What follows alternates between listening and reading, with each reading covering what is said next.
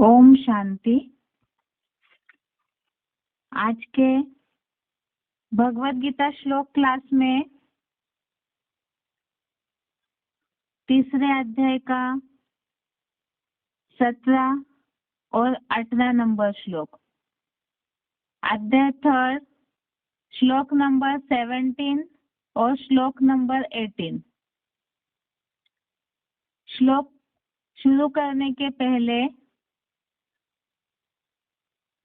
जो श्लोक चल रहे हैं अभी उसके लिए हेडिंग दिया हुआ है श्लोक नंबर 17 से श्लोक नंबर 24 तक, श्लोक नंबर 17 से श्लोक नंबर 24 तक भगवान और ज्ञानवान के लिए भी लोक संग्रह अर्थ कर्मों की आवश्यकता। जैसे इसके पहले के श्लोक में हमने देखा है, यज्ञ के कर्मों की आवश्यकता का निरूपण ऐसे हेडिंग दिया हुआ था, अर्थात कर्म तो करना है लेकिन यज्ञ कर्म क्यों जरूरी है उसके बारे में उसमें विशेष विश्लेषण किया हुआ है श्लोकों में। इसी तरह से भगवान और ज्ञानियों के लिए लोक संग्रह अर्थ, लोगों के संगठन अर्थ, विश्व कल्याण अर्थ कर्मों की आवश्यकता क्यों है इसके बारे में इन श्लोकों में बताया है। पहले श्लोक नंबर 17, श्लोक नंबर 17 श्लोक है, यस्त्वात्मरतिरेवस्य आत्मतृप्तस्य मानवः आत्मन्नेव च संतुष्ट तस्य कार्यं न विद्यते। श्लोक दोबारा, यस्त्वात्मरतिरेवस्य आत्मतृप्तस्य मानवः आत्मन्नेव च संतुष्ट तस्य कार्यं न विद्यते। श्लोक का संधि विच्छेद है, यह तू आत्मरति एव स्यात् आत्मतृप्तः च मानवः आत्मनि एव च संतुष्टः तस्य कार्यं न विद्यते। संधि विच्छेद दोबारा, यह तू आत्मरति एव स्यात् आत्मतृप्तः च मानवः आत्मनि एव च संतुष्टः तस्य कार्यं न विद्यते।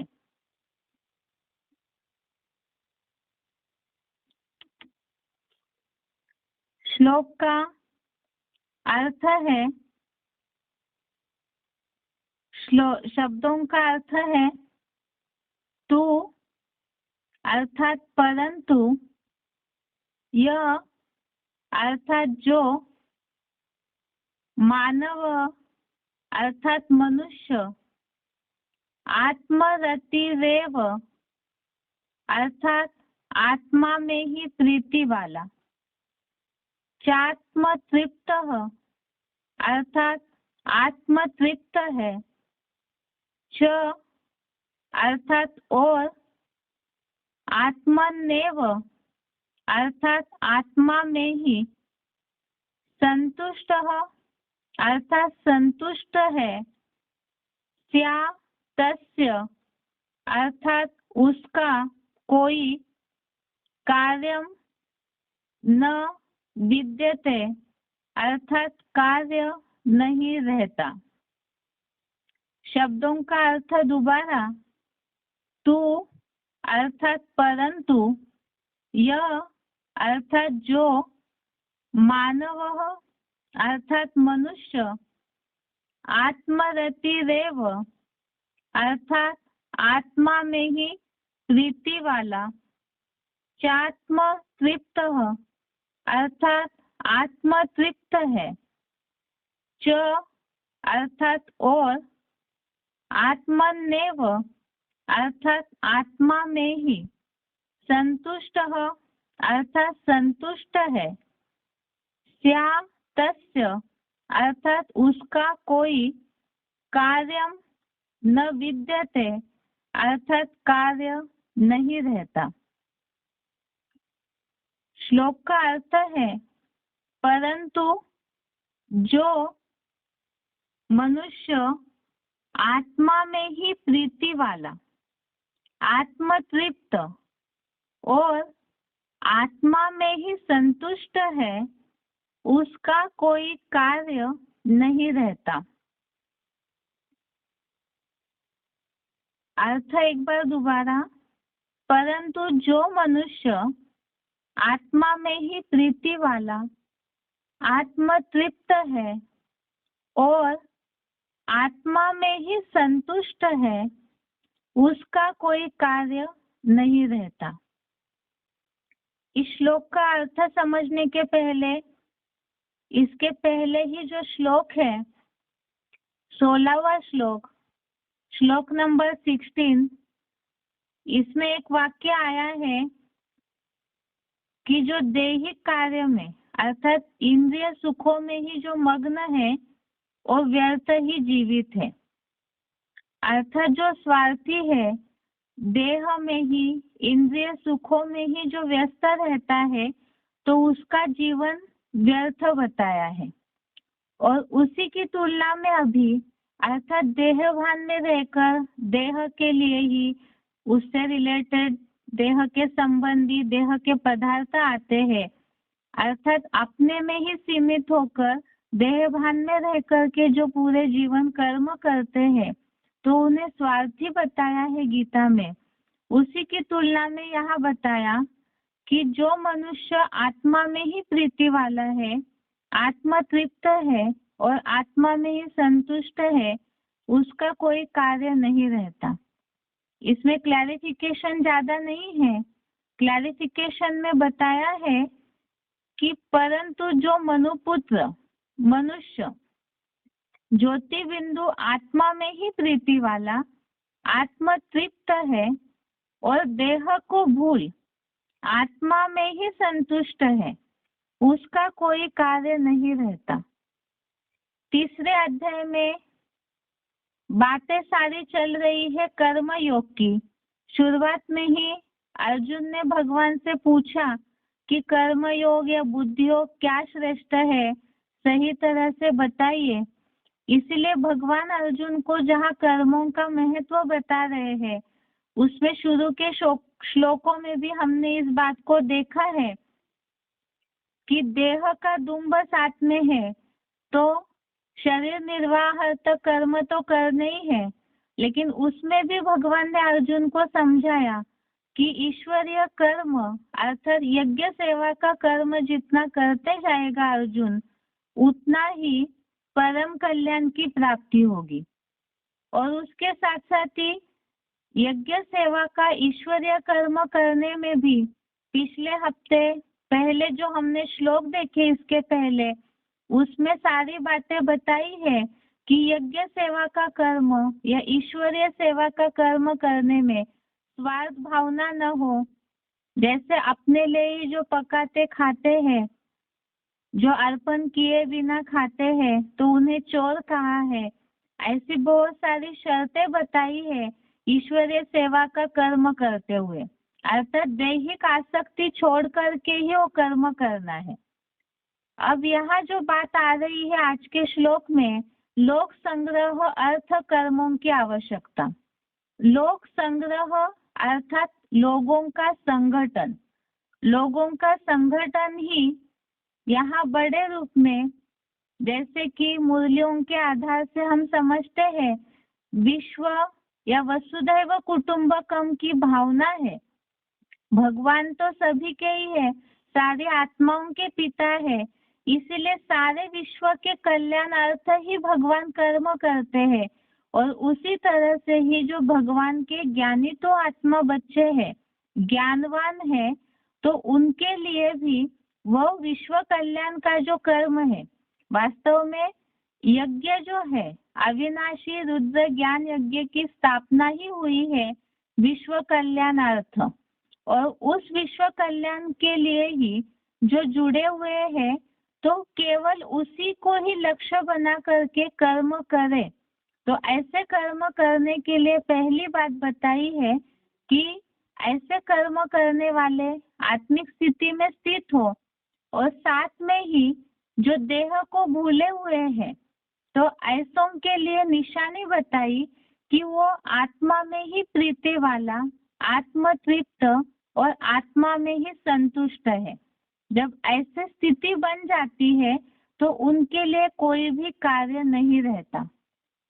वैसे तो भगवत गीता में खास बात भगवान एक तो आत्मा का पाठ पढ़ा रहे हैं, दूसरा है आसक्ति छोड़ना, जिसे ही लास्ट अध्याय में बताया है नष्ट मोहा स्मृति लब्धा, अर्थात दैहिक आसक्ति छोड़ना।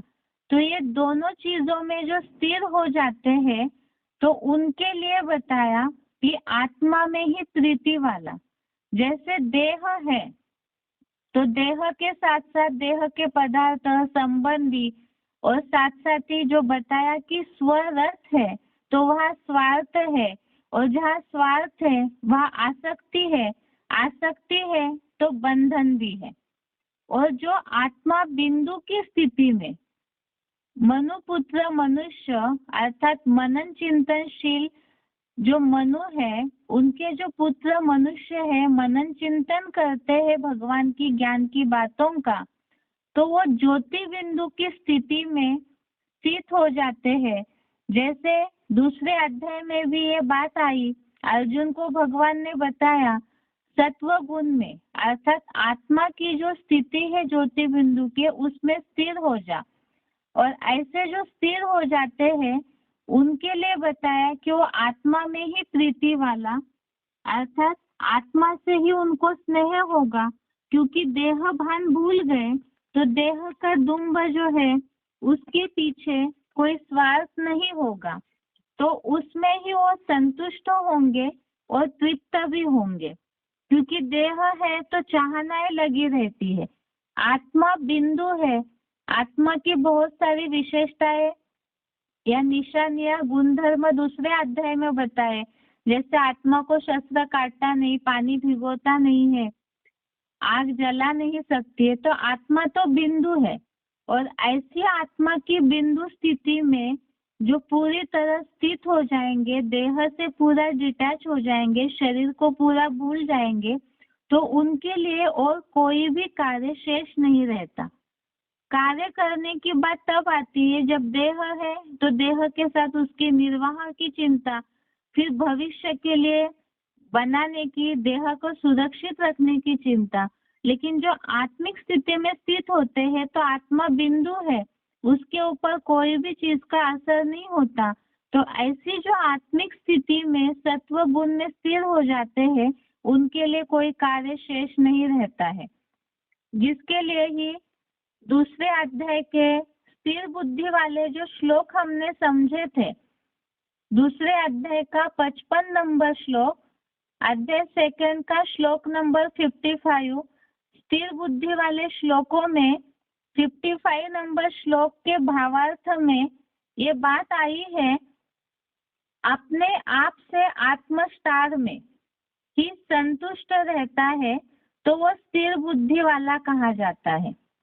अर्थात जब सारी कामनाओं को, इस श्लोक के भावार्थ में ये बात आई है, हे पृथ्वीपति, मनसा संकल्पों में चलने वाली सभी कामनाओं को मनुपुत्र मानव जब भली भांति त्यागता है, तो अपने आप से आत्मस्टार में संतुष्ट रहता है, तब स्थिर बुद्धि वाला कहा जाता है।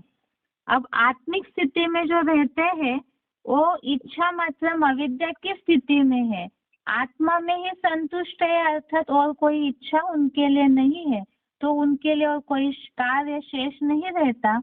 जैसे सतयुगी देवात्माएं, सतयुग में कर्म अकर्म हो जाते हैं क्योंकि आत्मिक स्थिति में है, तो उनके लिए और कोई भी चीजों की इच्छा नहीं होती है। इच्छा मात्र अविद्या आसक्ति रहित स्टेज हो जाती है। और विश्व कल्याण का कार्य करने के लिए, जैसे पहले के श्लोकों में हमने देखा, जो श्लोक नंबर 9 है, 9 नंबर श्लोक जिसमें बात आई है, दैहिक आसक्ति छोड़ करके यज्ञ कर्म करना है। तो इसी के साथ साथ आत्मिक स्थिति में जो स्थित हो जाएंगे, देह को भूल जाएंगे, तो वही विश्व कल्याण का कार्य भी अच्छी तरह से कर सकते हैं। इसके साथ साथ ही तीसरे अध्याय का 18वां श्लोक, अध्याय 3 श्लोक नंबर 18 श्लोक है, नैव तस्य कृतेनार्थो न कृतेनेह कश्चन न चास्य सर्वभूतेषु कश्चिदर्थ व्यपाश्रयः। श्लोक नंबर 18 दोबारा, नैव तस्य कृतेनार्थो न कृतेनेह कश्चन न चास्य सर्वभूतेषु कश्चिदर्थ व्यपाश्रयः। इस श्लोक का संधि विच्छेद है, न एव तस्य कृतेन अर्थः न अकृतेन इह कश्चन न च अस्य सर्वभूतेषु कश्चित् अर्थ व्यपाश्रयः। संधि विच्छेद दोबारा, न एव तस्य कृतेन अर्थः न अकृतेन इह कश्चन न च अस्य सर्वभूतेषु कश्चित् अर्थ व्यपाश्रयः। शब्दों का अर्थ है, इह अर्थात यहाँ, तस्य अर्थात उसको, कृतेन अर्थात करने से, एवा कृतेन अर्थात ऐसे ही न करने से, कश्चनार्थः अर्थात कोई प्रयोजन है, च अर्थात और, न सर्वभूतेष्वस्य अर्थात न किसी प्राणी पर इसका, कश्चिदर्थ व्यपाश्रयः अर्थात कोई कार्य निर्भर है। शब्दों का अर्थ दोबारा, इह अर्थात यहाँ, तस्य अर्थात उसको, कृतेन अर्थात करने से, एवा कृतेन अर्थात ऐसे ही न करने से, कश्चनार्थः अर्थात कोई प्रयोजन है, च अर्थात और, न सर्वभूतेष्वस्य अर्थात न किसी प्राणी पर इसका, कश्चिदर्थ व्यपाश्रयः अर्थात कोई कार्य निर्भर है।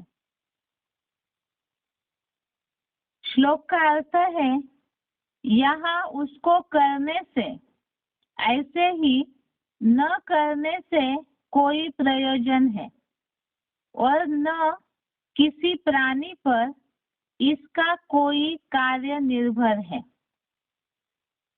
श्लोक का अर्थ संधि क्लैरिफिकेशन सहित भी देखते हैं। यहाँ पुरुषोत्तम संगम में उसको करने से, ऐसे ही न करने से कोई प्रयोजन है, और न किसी प्राणी पर इस आत्मस्थ ब्राह्मण का कोई दैहिक कार्य निर्भर है। अर्थात जो आत्मिक स्थिति में स्थित हो जाते हैं, जैसे हमने अभी समझा था, आत्मा बिंदु है और बिंदु को तो कोई भी चीजों की आवश्यकता ही नहीं है, वो स्टार है, ना ही उसके ऊपर कोई प्रकृति के प्रकोप का असर होता है। तो ऐसे आत्मिक स्थिति में जो स्थित हो जाते हैं सतयुगी देवात्माएं, उनके लिए कोई कार्य ही नहीं रहता है शेष, क्योंकि कार्य या कर्म तब कहा जाए करना जब देह भान है। आत्मिक स्थिति में जो रहते हैं सतयुगी देवताएं, उनके कर्म अकर्म हो जाते हैं, उसका कोई रिजल्ट नहीं निकलता है, पाप पुण्य का कोई असर नहीं होता है, लेप छेप नहीं लगता है, क्योंकि आत्मिक स्थिति में है।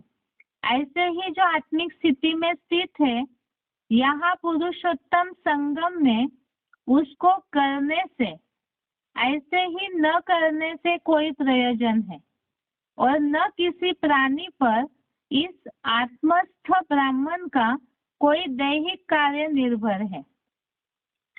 अर्थात ही यहाँ पुरुषोत्तम संगम युग में भी जो पूरी तरह आत्मिक स्थिति में स्थित हो जाते हैं, तो उन्हें देहभानी नहीं है, तो स्वार्थ भी नहीं होगा, इसीलिए ही उनको कोई कार्य करने या न करने से कोई प्रयोजन नहीं होता। और ऐसे जो प्राणी हैं, उन आत्मिक स्थिति में स्थित हुए ब्राह्मणों का कोई भी दैहिक कार्य किसी पर भी निर्भर नहीं होता है। इस श्लोक को समझने के लिए नीचे क्लैरिफिकेशन दिया हुआ है। जैसे स्वर्ग में सारे कार्य प्रकृति ही करेगी। जो सतयुगी देवात्माएं हैं पूरी तरह आत्मिक स्थिति में स्थित होते हैं, तो सतयुगी जो स्वर्ग है उसमें प्रकृति ही इतना सुख सुविधाएं मुहैया करा देती है कि वहाँ कोई कार्य, दैहिक कार्य उन्हें करने के लिए माथापच्ची नहीं करनी पड़ती, मेहनत नहीं करनी पड़ती है। इसी तरह से संगम युग में भी जो आत्मिक स्थिति में स्थित हुए ब्राह्मण हैं, तो उनके लिए भी कोई कार्य इसलिए शेष नहीं है, ना ही किसी पे और डिपेंड, कोई कार्य उनका किसी प्राणी पर डिपेंड रहता है या निर्भर रहते हैं, क्योंकि सच्चे ब्राह्मण देवों की पालना भगवान बाप करते कराते हैं, जिसके लिए नीचे बताया है साक्षात ईश्वर के सेवाधारी ब्रह्मावत्स भूख नहीं मरेंगे। कुरान में भी है, कयामत में खुदा के बंदे बड़े मौज में रहेंगे। नीचे मुरली पॉइंट है, मुरली तारीख 3/11/68 पृष्ठ 4, मुरली डेट 3 नवंबर 68। पॉइंट है, शिव बाबा का बन और भूख मरे यह कब हो नहीं सकता। इससे रिलेटेड हमने श्लोक भी देखा है, 9वें अध्याय का 22वां श्लोक, अध्याय 9 श्लोक नंबर 22। इसमें एक शब्द आया है योगक्षेमम वहाम्यहम, अर्थात परमात्मा बाप जो है उनकी सेवा में जो लगे हुए हैं, उनके जो बच्चे बनते हैं, तो उनकी विनाश के समय में भी, प्राकृतिक आपदाओं के समय में भी, या पुरुषार्थी जीवन में भी जो पूरे निश्चय बुद्धि है, आत्मिक स्थिति में जो स्थिर हो जाते हैं, तो उनके लिए गारंटी दी है शिव बाबा ने कि उनकी अप्राप्त हुई वस्तु, उसकी प्राप्ति, और जो प्राप्त हुई वस्तुएं हैं उनकी रक्षा का भार स्वयं भगवान संभालते हैं। इसलिए यहाँ बताया शिव बाबा का बन और भूख मरे यह कब हो नहीं सकता। शरीर है, देह है, तो उसके पीछे पेट के लिए चिंता तो रहती है, लेकिन जो ऐसे आत्मिक स्थिति में स्थित होते हैं ब्राह्मण, तो उनके लिए बताया कि उनकी पालना स्वयं भगवान करते हैं। इसीलिए यहाँ बताया जब भगवान ही उनकी चिंता कर रहे हैं, तो उनका कोई भी कार्य किसी प्राणी पर निर्भर नहीं है, उन्हें किसी पर डिपेंड रहने की आवश्यकता नहीं है। लेकिन उतनी देह से न्यारी आत्मिक स्थिति वाली स्थिति हो, और साथ में लोक संग्रह अर्थ कर्म अर्थात विश्व कल्याण हेतु जो शिव बाबा संगठन बनाते हैं, तो केवल उस संगठन की इच्छा से ही, वो विश्व का कल्याण हो, केवल इसी में ही जो कर्म करने में लगे हुए हैं और आत्मिक स्थिति है उसमें कोई भी दैहिक आसक्ति नहीं है, तो उनकी पालना स्वयं भगवान करते हैं।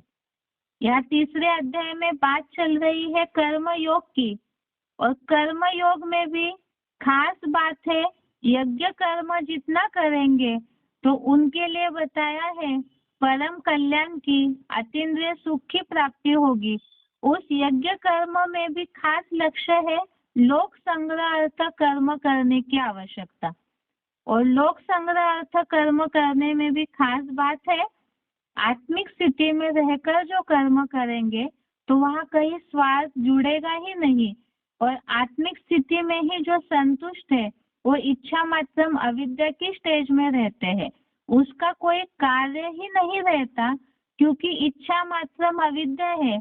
इच्छा इस शब्द से ही अविद्या हो जाती है, तो आत्मिक स्थिति में ही उन्हें सब कुछ मिल जाता है। ऐसे जो ब्राह्मण है उनके लिए बताया उनका कोई भी कार्य, दैहिक कार्य किसी पे निर्भर नहीं रहता है। ये आज के श्लोक हो गए। इसी से रिलेटेड सिलेक्टेड पॉइंट है, इसके पहले उच्चारण सुनते हैं, उसके बाद सिलेक्टेड पॉइंट।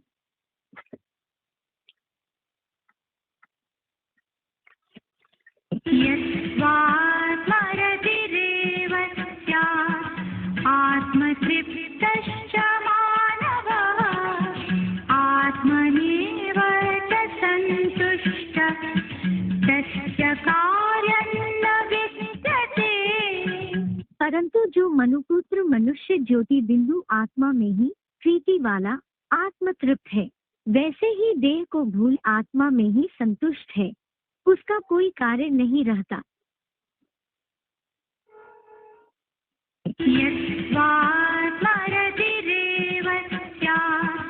आत्मतृप्तश्च मानवः आत्मनेव च सन्तुष्टः तस्य कार्यं न विद्यते। परंतु जो मनुपुत्र मनुष्य ज्योति बिंदु आत्मा में ही प्रीति वाला आत्मतृप्त है, वैसे ही देह को भूल आत्मा में ही संतुष्ट है, उसका कोई कार्य नहीं रहता।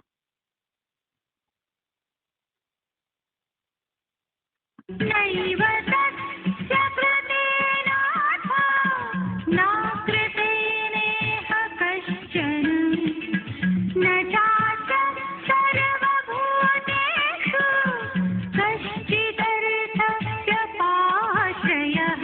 यहाँ पुरुषोत्तम संगम में उसको करने से, ऐसे ही ना करने से कोई प्रयोजन नहीं, और न किसी प्राणी पर इस आत्मस्थ ब्राह्मण का कोई दैहिक कार्य निर्भर है। जैसे स्वर्ग में सारे कार्य प्रकृति ही करेगी, वैसे ही सच्चे ब्राह्मण देवों की पालना भगवान बाप करते कराते हैं। साक्षात ईश्वर के सेवाधारी ब्रह्मावत्स भूख नहीं मरेंगे। कुरान में भी है, कयामत में खुदा के बंदे बड़े मौज में रहेंगे। शिव बाबा का बर और भूख मरे यह कब हो नहीं सकता। मुरली तारीख 3/11/68 पृष्ठ 4 मध्य।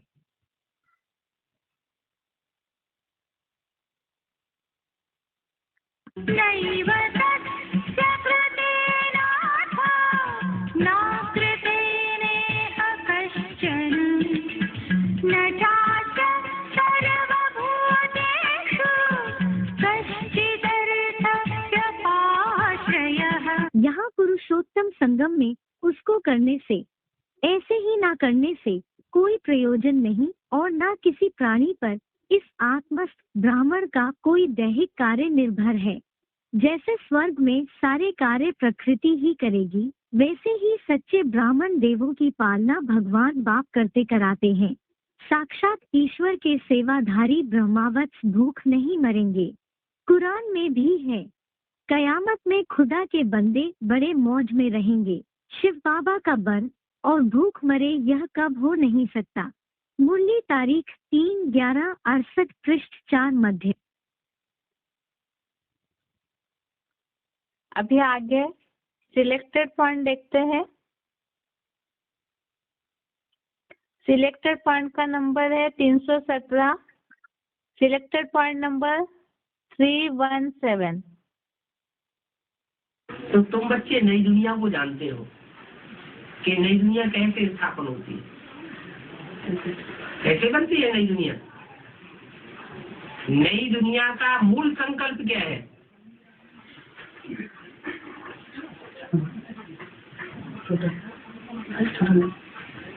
वो कौन सा संकल्प है पहला जिससे नई दुनिया की बनने की शुरुआत होती है?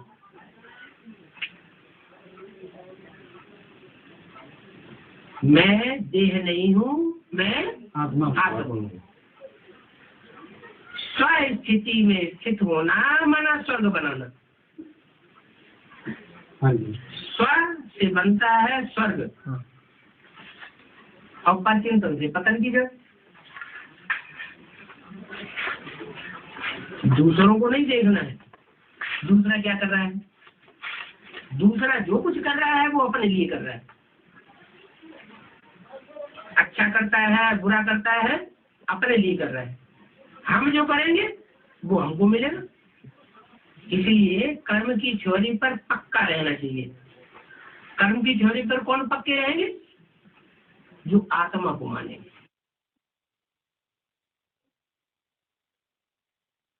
आगे का पॉइंट है सिलेक्टेड पॉइंट का नंबर 367, सिलेक्टेड पॉइंट नंबर 367। अभी आत्मा में स्वर्ग हो सकता है। मन बुद्धि ज्ञान की पराकाष्ठा से ऐसी बनाए सकते हैं कि हमें दुख अनुभव न हो, हम दुख की बातों में भी सुख ढूंढ लें। जेल में पड़े हुए हों तो भी मन भी अनुभव करे कि हम जितने सुखी हैं इस दुनिया में इतना कोई नहीं। और जो संगी साथी है साथ में रहने वाले जेली वो भी अनुभव करेंगे बात है। ये इतना प्रसन्न रहता है, इतने उमंग उत्साह में रहता है, ये क्या चक्कर है?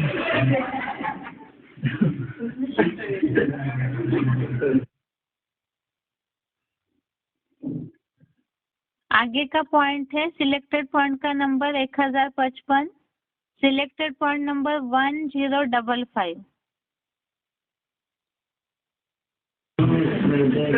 संगम को यहाँ ही हम अनुभव करना है ना, इस दुनिया में रहते समय संगम मनोबुद्धि में जो अनुभव नहीं कर पाएंगे वो प्रैक्टिकल में अनुभव कैसे करेंगे? पहले तो अपने अंदर सुख की अनुभूति होनी चाहिए। हमारे अंदर ही सुख की अनुभूति हो, दुख की दुनिया में रहते हुए भी, नरक में रहते हुए भी हम अपने में इतने ज्ञान की पराकाष्ठा रखें जो हम सुख अनुभव करें, दुख अनुभव न करें, सुखी ही सुखी रहे। कोई हमको कितना भी दुख देने की कोशिश करे लेकिन हमारी आत्मा को दुख अनुभव नहीं हो, तो ऐसी मनसा की जो स्टेज बनाएंगे वही फिर स्थूल स्वर्ग में जो स्वर्णिम संगम में होगा उसमें प्रवेश कर सकेंगे, नहीं तो नहीं कर सकेंगे। वही है जीवन मुक्ति का आगे।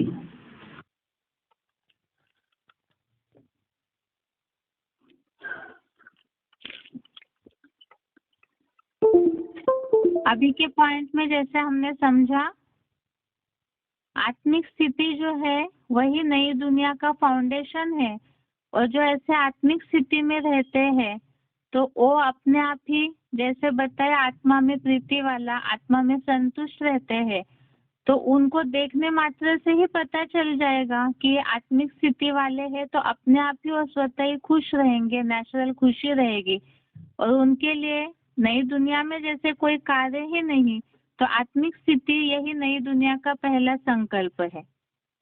और संगम युग में भी इसके लिए बताया कि जिनमें ऐसी ज्ञान की पराकाष्ठा होगी तो वही ऐसे आत्मिक स्थिति के द्वारा ही वो ज्ञान की पराकाष्ठा के साथ स्थित रहेंगे।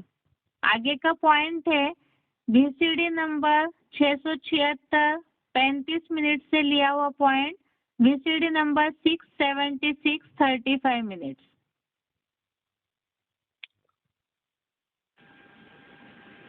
बाप की श्रीमत पर जो कर्म होते हैं वो कर्म बनते हैं, उन्हें सुकर्म भी कह सकते हैं। संगम युग में ही बाप आते हैं।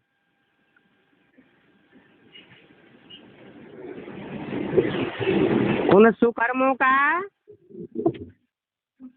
जो रिजल्ट भविष्य जन्मों में मिलता है, सतयुग त्रेता में वहां अकर्म हो जाता है। सुख तो मिलेगा लेकिन कर्मों का कोई रिजल्ट नहीं बनता है, कर्म अकर्म हो जाते हैं। इसलिए क्योंकि आत्मिक स्थिति में रहकर जो कर्म किए जाते हैं उनका कुछ रिजल्ट नहीं बनता। अभी भी तुम बच्चे ऐसी स्थिति धारण कर सकते हो। इसलिए बाप कहते हैं कर्मेंद्रियों से कर्म करते हुए उपराम स्टेज में रहो तो तुम्हारे पाप कर्म नहीं बनेंगे। गृहस्थ व्यवहार में रहना ये है। कर्मधारा का त्याग कर भी नहीं सकते तो सतयुग त्रेता में बनते हैं अकर्म।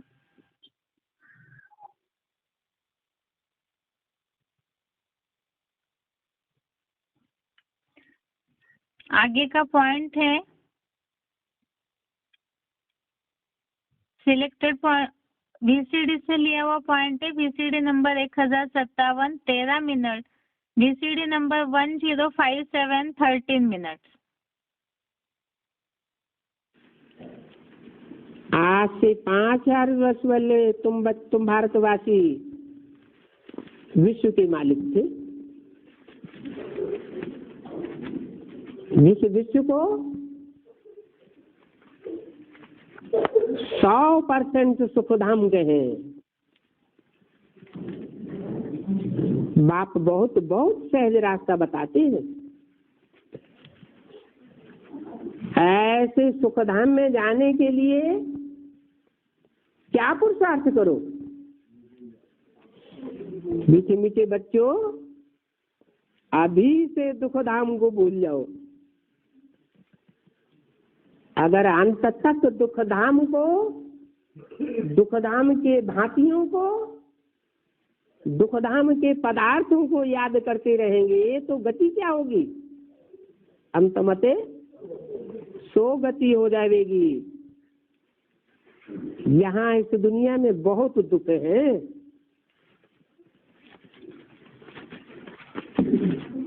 तो इनको बुद्धि से निकाल दो। नहीं तो बहुत से बच्चे सुबह से शाम तक अपना रोना ही रोते रहते हैं। ये दुख आ गया, वो दुख आ गया। और दुख देवान से आता है या आत्माभिमान से आता है? देवान होता है तो दुख आता है। आत्माभिमानी रहे तो शांत स्वरूप होते रहे। बाप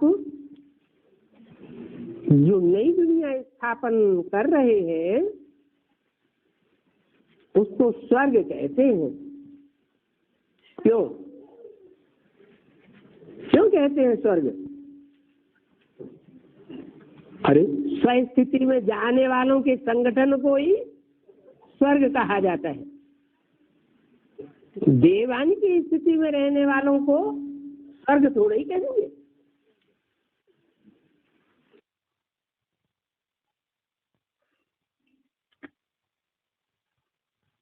अभी के पॉइंट में जैसे बताया, एक तो सतयुग में कर्म अकर्म होते हैं आत्मिक स्थिति के द्वारा, और यहाँ जैसे बताया जो स्वस्थिति में टिक जाते हैं और स्वर्ग की अनुभूति करते हैं, और ऐसे जो आत्मिक स्थिति वाले हैं स्वस्थिति में टिक गए तो उनके ऊपर परिस्थितियों का भी कोई असर नहीं होगा। आगे का सिलेक्टेड पॉइंट है 1427 नंबर का। सिलेक्टेड पॉइंट का नंबर है 1427। जो श्लोक में बात आई है दैहिक कार्य निर्भर होने की, तो यही बात है कि अगर देहवान है तो उसके लिए आसक्ति इच्छाएं होगी, और आत्मिक स्थिति में जो आत्मा में ही तृप्त है वो इच्छा मात्रम अविद्या की स्टेज में रहते हैं। तो उससे रिलेटेड ही पॉइंट है।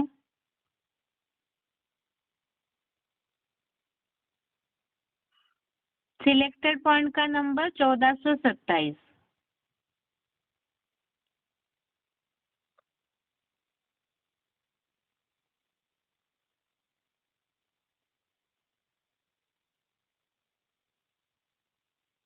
सौ % आत्माभिमानी की निशानी क्या होगी? अरे कोई निशानी बता दी है, हैं? हैं? निराकारी मानी?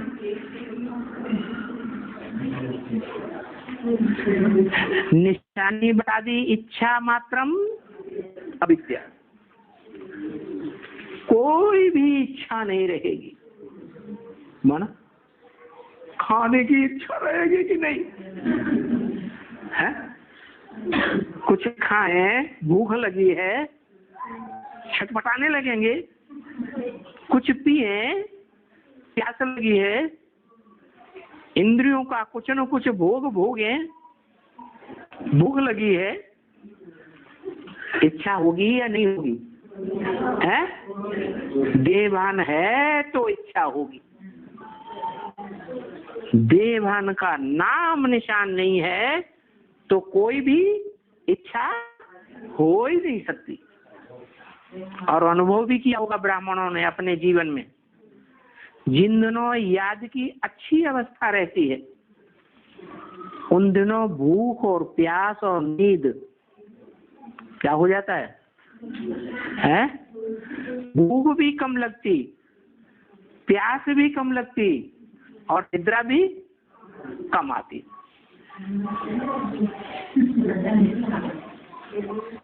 ये भूख किसे लगती है? भोगी को। क्या कोई भी इंद्रियों की भूख लगती है तो भोगी है या योगी है? भोगी है। इसलिए ब्रह्म वाक्य मुरली में बताया योगियों की भूख बहुत सूक्ष्म होती है।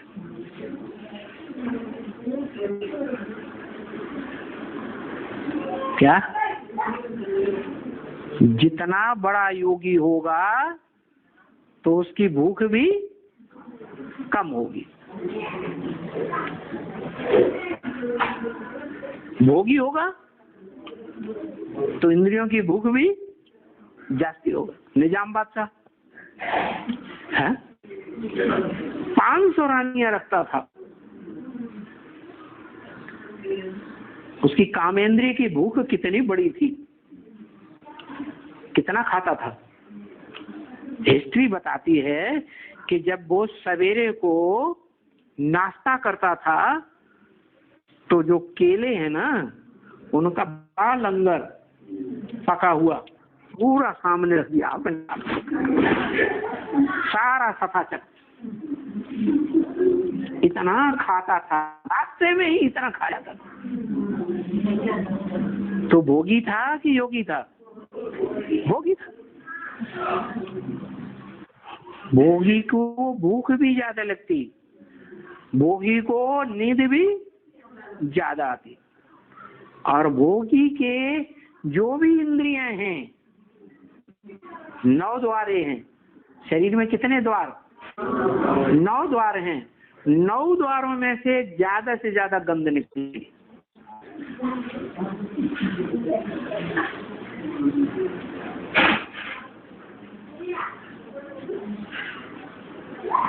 तो देखो निशानी बता दी योगी की।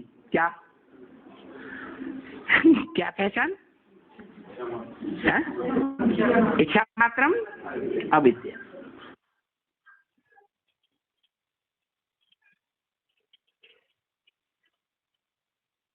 तो ये पॉइंट था कि अगर योगी है, आत्मिक स्थिति में स्थित है तो इच्छा मात्रम अविद्या है, और देहभान है, स्वार्थ है, तो अनेकों इच्छाएं लगी हुई होती है।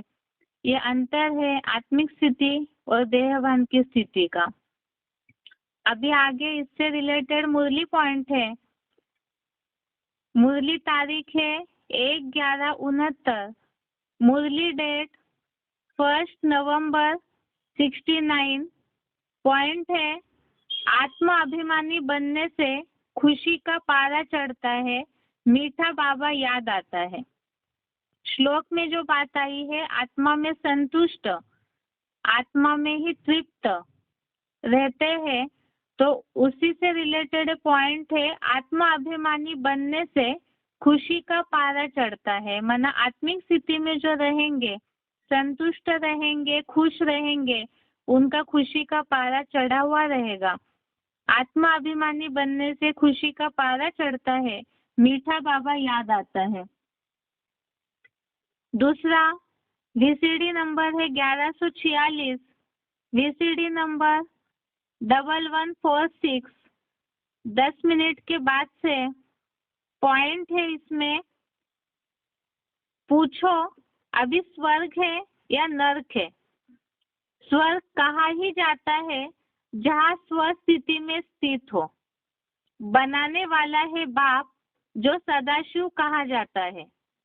सदैव ही स्वस्थिति में स्थित रहने वाला है, कभी भी प्रकृति के 5 तत्वों के बस में नहीं आता, कभी भी कोई से प्रभावित नहीं होता।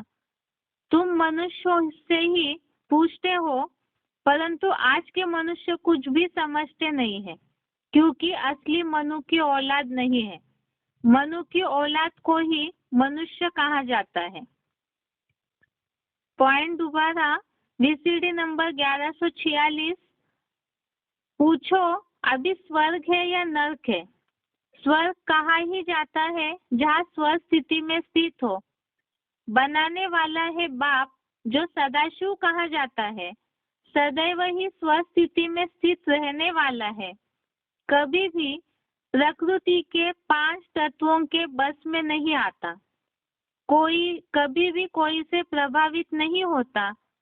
तुम मनुष्यों से ही पूछते हो, परंतु आज के मनुष्य कुछ भी समझते नहीं है, क्योंकि असली मनु की औलाद नहीं है। मनु की औलाद को ही मनुष्य कहा जाता है। श्लोक में जैसे भावार्थ में बात आई है कि जो मनु की औलाद मनुष्य है, वो आत्मिक स्थिति में स्थित रहते हैं, तृप्त रहते हैं। इसी तरह इस वीसीडी पॉइंट में बताया कि जो मनु की औलाद मनुष्य है, विचार मंथन करते हैं तो उस आधार से वो स्वस्थिति में स्थित रहते हैं। जैसे परमात्मा बाप वो सदैव स्वस्थिति में स्थित रहने वाला है, तो प्रकृति के बस में नहीं आता है। इसी तरह जो भी स्वस्थिति में स्थित रहेंगे, तो प्रकृति ही उनके सारे कार्य करती है। उनका और कोई कार्य, किसी दैहिक कार्य किसी भी प्राणी पर निर्भर नहीं रहता है। अगला है वार्तालाप का पॉइंट, वार्तालाप नंबर 1024, वार्तालाप नंबर 1024। जब 24 घंटे की आत्मिक स्थिति का अभ्यास होगा, तब सेवा करने की दरकार नहीं है, ऑटोमेटिकली सेवा होगी।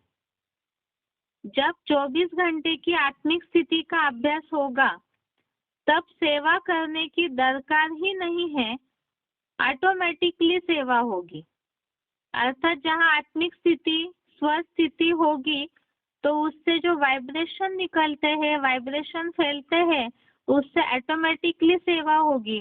जैसे बताया, आत्मिक स्थिति वालों के सब कार्य प्रकृति ही करती है।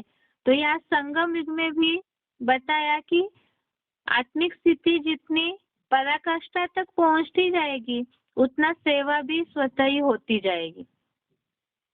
अगला ऑडियो का पॉइंट है, audio number 383, audio number 383।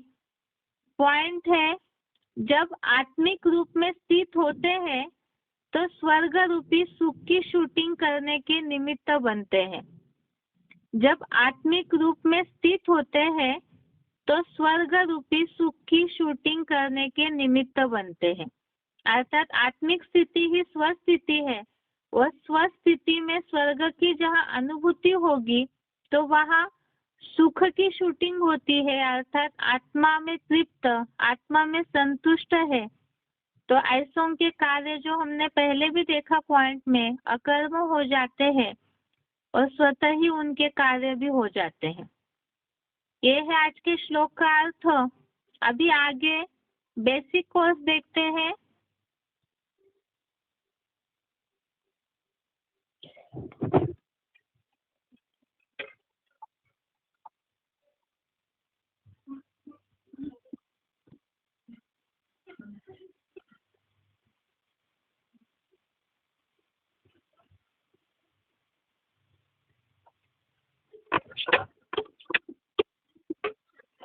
Basic course में बात चल रही थी 3 लोक के चित्र की। 3 लोक के चित्र में अभी तक हमने ये बात समझी है, एक तो परम धाम की, दूसरा साकार लोक है। साकार लोक में अपने ये सृष्टि रंगमंच है, उसके साथ मनुष्यों के 84 जन्मों से रिलेटेड जो 84 लाख योनियों की मान्यता है वो कैसे गलत सिद्ध होती है उसे देखा। अब मनुष्य का जो जन्म मरण का चक्र है उससे ही संबंधित है कि मनुष्य जहाँ जन्म लेते हैं सृष्टि पर, तो उससे रिलेटेड है सृष्टि की आयु। और वो सृष्टि की जो आयु है, सृष्टि चक्र जिसे काल चक्र कहते हैं दुनिया में लोग, तो उसकी आयु लाखों वर्ष है बताई जाती है। तो ये मान्यता कहाँ तक कैसे गलत है इसे समझना जरूरी है। इससे लिए ही पिछले बार अभी तक जहाँ देखा है, क्या सृष्टि की आयु लाखों वर्ष है क्या, केवल उसे शॉर्ट में हम रिवाइज कर लेते हैं ताकि जहाँ तक बेसिक कोर्स रुका था उसकी लिंक समझ में आए। आज केवल रिवीजन और कल से सृष्टि चक्र से रिलेटेड आगे और क्या क्या बातें हमें जिज्ञासुओं को समझानी है उसे हम देखेंगे। सृष्टि का जो नाटक है, ये नाटक में पहली बात आती है सृष्टि की आयु की, कि सृष्टि की आयु का कार्यकाल कितना है।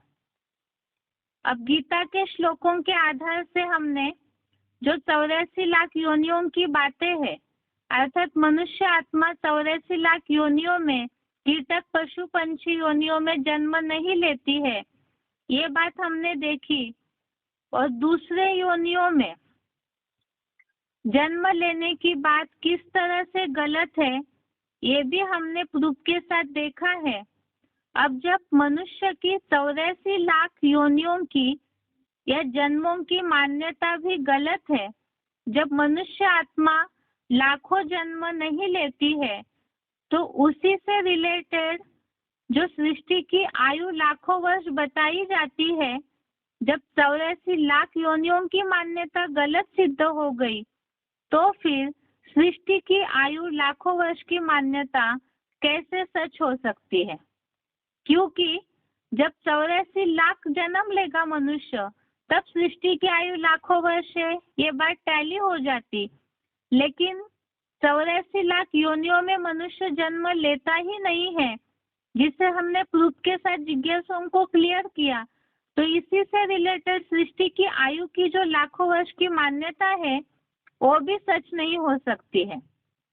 अब सृष्टि की आयु की ये जो बातें हैं, वैसे तो जिज्ञासुओं को हम सीधा बता सकते हैं कि भगवान आकर के बताते हैं कि सृष्टि की आयु 5000 वर्ष है, 4 युग इस तरह होते हैं। लेकिन वैरायटी शास्त्रों में या बहुत सारे भक्ति मार्ग में जो अलग अलग मान्यताएं हैं, उनमें मनुष्य जकड़े हुए हैं। तो जो भी जिज्ञासु आएंगे, ज्यादातर उनके मन में बहुत सारी वैरायटी बातों की मिक्सचरिटी होती है। जब तक उन्हें प्रूफ के साथ हम गलत न सिद्ध करके समझाए, तब तक भगवान आकर के जो असली बात बता रहे सृष्टि की आयु की, उस बात को वो सही रीति से नहीं समझ पाएंगे। अब सृष्टि की आयु लाखों वर्ष है क्या, इससे आगे का टॉपिक देखते हैं।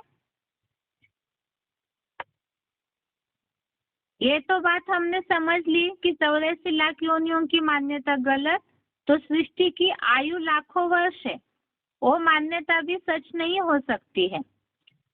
लेकिन दूसरी बात, इसमें कई बार शास्त्रकार दिव्य वर्ष की बात को जोड़ते हैं। ये दिव्य वर्ष क्या है, तो सृष्टि की आयु लाखों वर्ष की मान्यता का दूसरा कारण दिव्य वर्ष बताया जाता है, और ये कहाँ तक यथार्थ है, सही है। शास्त्रों में काल चक्र या सृष्टि चक्र के 4 युग बताए जाते हैं। इसमें लेकिन ये बात बताते हैं कि सतयुग की आयु 4 गुनी, त्रेता की आयु 3 गुनी, द्वापर की 2 गुनी और कलयुग की आयु 1 गुनी बताई जाती है। वास्तव में शास्त्रों में भी कलयुग 1250 वर्ष का बताया गया है, लेकिन शास्त्रकारों ने उसे 365 माना साल में जो दिन होते हैं वो 365 365 से मल्टीप्लाई किया, गुना कर दिया, और देवताओं का जो एक दिन है वो हजारों वर्षों का कर दिया। ऐसे उनका बहुत सारा शास्त्रों में तो वैरायटी, शास्त्रकारों ने वैरायटी अपनी बातें बताई है ताकि सृष्टि की आयु जो लाख वर्ष है उसे वो समझा सके, सिद्ध कर सके। इस तरह दिव्य वर्षों से गुना करके सृष्टि की आयु को लाखों वर्ष का बना दिया। अब ये दिव्य वर्ष क्या है और ये कहाँ तक सच है। जैसे बताया, लाख वर्ष की आयु को सिद्ध करने के लिए कलयुग की जो 1250 वर्ष आयु है, कार्यकाल है, उससे साल के 365 जो दिन है उससे मल्टीप्लाई करके, गुना करके लाखों वर्ष की आयु कर दी। और साथ ही साथ ये जो दिव्य वर्ष की मान्यता को निकाला शास्त्रकारों ने। अभी इसी के साथ साथ ये बात है कि सतयुग में देवताओं का दिन बताया है दिव्य वर्ष के रूप में। वास्तव में देवताओं का जो दिन है या वर्ष है वो अलग होता है क्या। इसमें पहली बात हम अभी समझ रहे सृष्टि की आयु को लेकर के, सृष्टि की आयु लाखों वर्ष की मान्यता कैसे गलत है। इसमें पहली बात दिव्य वर्ष की बताई कि दिव्य वर्ष को समझाने के लिए शास्त्रकारों ने जो बताया कि सतयुग की आयु 4 गुनी, त्रेता की 3 गुनी, द्वापर की 2 गुनी, इस तरह से करके बताया और लाखों वर्ष बताया। अब इसमें ये जो दिव्य वर्ष की बात बताई है तो ये सतयुग में देवताओं का जो दिन वर्ष है जिसे दिव्य वर्ष बोल करके अलग से बताया है, तो पहले यह समझना होगा, जिज्ञासुओं को ये बात क्लियर करनी होगी कि क्या देवताओं का दिन और वर्ष अलग होता है। अब देवताओं का दिन और वर्ष अलग होता अगर है, इसका मतलब देवताएं कोई अलग से रहने वाले हैं। लेकिन अभी तक हमने क्या समझा है, देवताओं के दिन को मनुष्यों के दिन से लंबा कर दिया और देवताओं के वर्ष को ही दिव्य वर्ष कहा है। तो क्या देवताओं का दिन वर्ष मनुष्यों के दिन वर्ष से अलग होता है? ये अलग तब हो सकता है जब देवताएं पृथ्वी के अलावा कोई अलग लोक के वासी होंगे। क्यों? क्योंकि पृथ्वी पर तो जो दिन रात है वो समय तो बराबर ही रहता है, पृथ्वी वही है, और साथ में उसका जो घूमने का जो भी प्रकृति का नियम है वो तो बराबर ही होता है। अब शास्त्रकारों ने जो देवताओं का दिन या वर्ष को लंबा लंबा बता दिया है, इसका मतलब देवताएं पृथ्वी के अलावा कोई अलग लोक के वासी होंगे तभी यह संभव है। लेकिन क्या देवताएं कोई अन्य लोक के वासी है? अब इसे भी हमने सिद्ध पहले ही किया है 16वें अध्याय के 6वें श्लोक में। अध्याय 16 के श्लोक नंबर 6 में जो बात आई है द्वौ भूत सर्गो लोके अस्मिन् देव आसुर एव च। इसमें जो बात आई है श्लोक में कि जो दुनिया है, इस दुनिया में दो ही प्रकार के प्राणियों की सृष्टि है, देवताएं और असुर। इसके साथ साथ ही अगली बात हम समझते हैं, देवताओं का दिन वर्ष वास्तव में अलग होने के लिए देवताएं अलग लोक के वासी होने चाहिए, लेकिन श्लोक से हमने इस बात को समझा कि देवताएं अलग लोक के वासी नहीं है। अब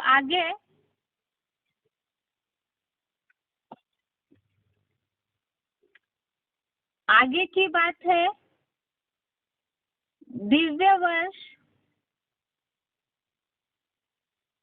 वर्ष और कल्प की आयु लाखों वर्ष की मान्यता की सच्चाई। दिव्य वर्ष और कल्प की आयु लाखों वर्ष, ये जो मान्यताएं हैं, इसकी सच्चाई या वास्तविकता क्या है? गीता के 14वें अध्याय के आधार से 14 और 15वां श्लोक, गीता का अध्याय नंबर 14 श्लोक नंबर 14-15, इसमें ये बात हमने देखी कि मनुष्य ही जब सत्वगुण बढ़ जाता है तो देवता बनता है और तमोगुण बढ़ने पर असुर बन जाता है। जैसे 16वें अध्याय के श्लोक से हमने देखा कि देवताओं की सृष्टि और असुरों की सृष्टि ये दोनों भी पृथ्वी पर ही है। जब ऊपर उठता है मनुष्य अपने गुणों से तो सत्व गुण के आधार से वो देवता बनता है, और नीचे गिरता है तो तमोगुण के आधार से असुर बन जाता है। इसी तरह से 16वें अध्याय में जो भी देवताओं के और असुरों के लक्षण बताए हैं, गीता के अध्याय नंबर 16 में देवताओं और असुरों के जो लक्षण बताए गए हैं, उससे भी ये बात स्पष्ट हो जाती है कि ये लक्षण तो मनुष्यों में ही कम या ज्यादा परसेंटेज में देखे जाते हैं। माना मनुष्य ही जब दिव्य गुणों से संपन्न बनता है तो देवता, और विकारों से भरपूर हो जाता है तो असुर कहा जाता है। और विज्ञान के दृष्टिकोण से भी ये बात हमने देखी है, पृथ्वी के अलावा और कोई भी ग्रह पर सूरज से निश्चित दूरी न होने के कारण जीवन संभव नहीं है।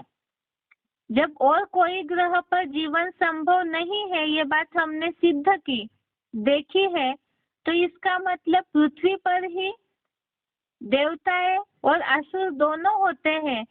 और 16वें अध्याय में जो भी गुण वगैरह देखे, उससे भी हमने इस बात को समझाया जिज्ञासुओं को कि वास्तव में सारे जो गुण अवगुण है वो यहाँ ही पृथ्वी में मनुष्यों में कम ज्यादा परसेंटेज में देखे जाते हैं। इन बातों के आधार से ही ये जो दिव्य वर्ष की बात है या दिव्य वर्ष के आधार पर कल्प की आयु लाखों वर्ष की बात है, ये दोनों भी बातें गलत सिद्ध हो जाती है। ये बेसिक कोर्स का रिवीजन है। यहाँ तक ही गीता क्लास पूरा करते हैं। ओम शांति।